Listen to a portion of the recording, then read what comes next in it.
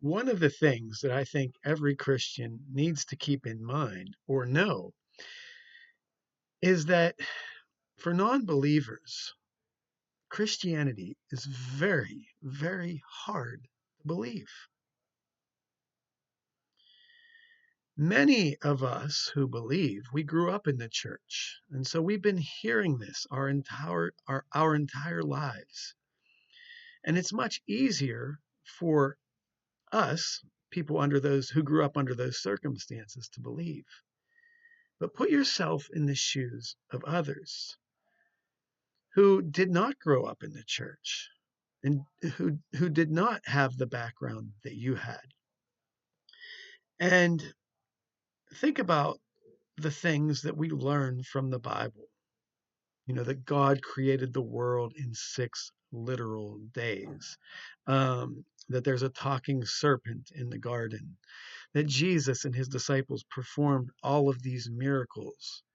When we live in a world that we never see things like this, right? So keep in mind, Christianity is very, very difficult to believe.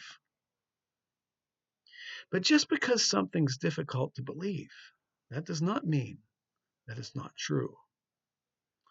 And so, what I'm going to start doing in the coming weeks and months is I'm going to start reading from both the Greek New Testament and the Hebrew Bible, just picking random passages. Uh, with the Hebrew Bible, I would like to start at the beginning and work my way through to some degree. But again, we can't cover everything. But with the Greek New Testament, I want to start with the Apostle Paul and some of his letters. And I want to explain to you why, even though I just admitted that Christianity is hard to believe, I still believe it. And I believe that Christ is the Son of God. So we'll start with the New Testament, start with the Apostle Paul, read the text in Greek, and we'll explain it.